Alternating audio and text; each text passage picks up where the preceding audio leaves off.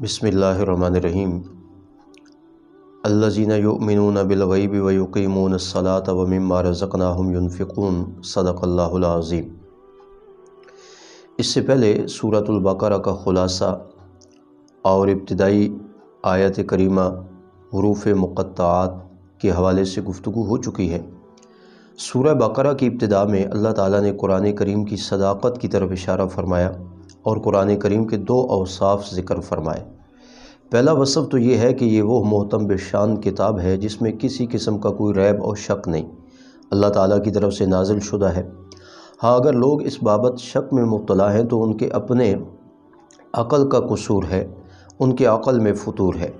قرآن کریم اللہ تعالیٰ کی طرف سے نازل شدہ ہے اور اس کے اندر کسی قسم کا کوئی ریب اور شک موجود نہیں۔ دوسرا وصف یہ بیان کیا گیا کہ قرآن کریم متقی اور پرہیزگار لوگوں کے لیے سراپا ہدایت ہے۔ یہاں متقی وہ لوگ اور وہ پرہیزگار لوگ بتائے گئے ہیں کہ جن کے اندر ضد اور عناد نہیں، تعصب نہیں، وگرنہ تو جن لوگوں نے ضد اور تعصب کا سہارا لیا، قرآن کریم ان کے سامنے بیان کیا گیا، قرآن کریم سے ان کی اصلاح کی کوشش کی گئی، مگر اپنے ضد اور تعصب کی وجہ سے وہ قرآن کریم کی ہدایت سے محروم رہے۔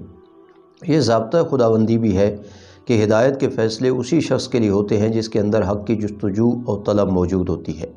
تو یہاں جن لوگوں کو متقی اور پرہیزگار بتایا جا رہا ہے ان کا سب سے بڑا وصف یہ ہے کہ ان کے اندر ضد اور عناد اور تعصب نہیں، یعنی وہ اپنے آپ کو ضد اور تعصب سے بچانے والے ہیں۔ قرآن کریم ان کے لیے سراپا ہدایت ہے۔ پھر اللہ تعالیٰ نے سورہ بقرہ کی ابتدا ہی میں متقین کے اوصاف بھی بیان کیے۔ قریباً 5 اوصاف یہاں آنے والے ہیں۔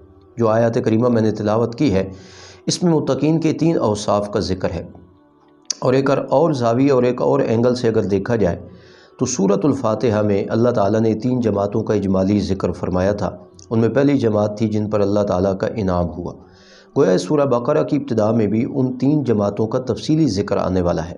تو پہلی وہ جماعت جن پر اللہ تعالیٰ کا انعام ہوا، گویا کہ یہاں ان کے اوصاف بیان کیے جا رہے ہیں، اور ان کا پہلا وصف یہ بیان کیا گیا الذین یؤمنون بالغیب، کہ متقی اور پرہیزگار وہ لوگ ہیں یا انعام یافتہ وہ لوگ ہیں جو بن دیکھے ایمان رکھتے ہیں۔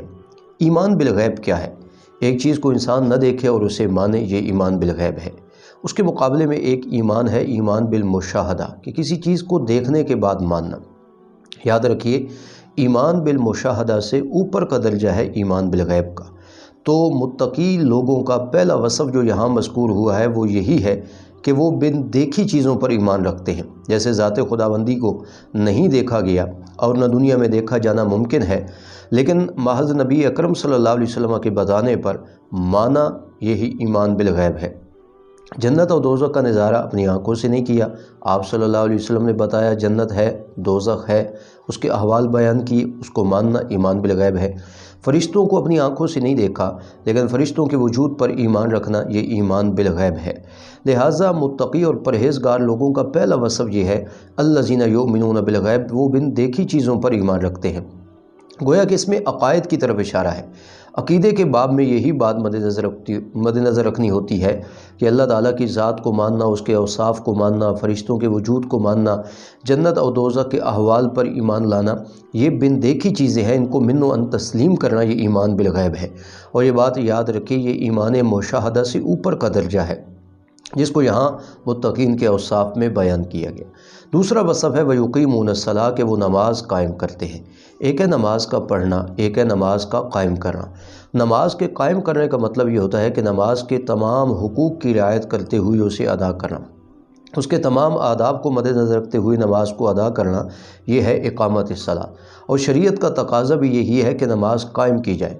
ان الصلاۃ کانت علی المؤمنین کتابا موقوتا، نماز مومنوں پر ان کے اوقات میں فرض کی گئی ہے، وقت کا خیال رہے۔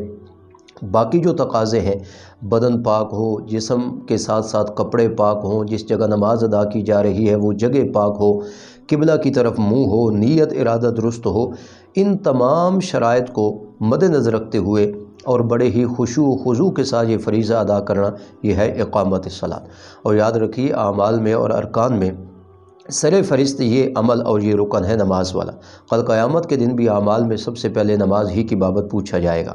تو صحیح معنوں میں متقی اور پرہیزگار وہی لوگ ہیں جو نماز بھی قائم کرتے ہیں۔ وَمِمَّا رَزَقْنَاهُمْ يُنْفِقُونَ۔ تیسرا وصف اللہ تعالیٰ فرماتے ہیں جو کچھ ہم انہیں عطا کرتے ہیں اس میں سے خرچ کرتے رہتے ہیں۔ یہاں میں نے رزق والا معنی نہیں کیا، یہ معنی اس لیے کیا ہے کہ بہت ساری خوبیاں بھی اللہ تعالیٰ بندے کو ودیعت کرتا ہے، اور ان خوبیوں سے دوسروں کا حصہ وافرہ نکالنا چاہیے۔ جیسے اللہ تعالیٰ نے علم عطا کیا، اسے دوسروں میں بانٹنا، جیسے اللہ تعالیٰ نے اچھے اخلاق دی، اس سے دوسروں کو متاثر کرنا، تو اس میں مالی معاملہ بھی آ جاتا ہے، لیکن اس سے بڑھ کر کے اللہ تعالیٰ نے جتنی خوبیوں سے نوازا ہے، اور انسان اگر دوسروں کے کام آ سکتا ہے اپنی صلاحیتوں کے ذریعے تو وہ دوسروں کے کام آئے، یہ بھی بڑا کمال ہے متقی اور پرہیزگار لوگوں کا۔ اور اگر دوسرا معنی کیا جائے جو مشہور و معروف ہے، جو ہم نے ان کو رزق عطا کیا ہے اس میں سے وہ خرچ کرتے رہتے ہیں، یعنی مواقع انفاق کے جو بھی ان بھی زندگی میں آتے ہیں، جہاں دکھا کر خرچ کرنا ہو، جہاں چھپا کر خرچ کرنا ہو، تھوڑا خرچ کرنا ہو، زیادہ خرچ کرنا ہو، موقع محل کی مناسبت سے، فریضہ زکوٰۃ والا ہو، عشر والا فریضہ ہو یا نفلی صدقات ہوں، بہر دو صورت اللہ تعالیٰ نے جو ان کو عطا کیا ہے وہ اس میں سے خرچ کرتے ہیں۔ اب اگر اس آیت کریمہ کی ان تین صفات کو دیکھا جائے جو متقین کی صفات ہے، تو اس میں الذین یؤمنون بالغیب میں عقائد کا بیان ہے کہ وہ بن دیکھی چیزوں پر ایمان رکھتے ہیں۔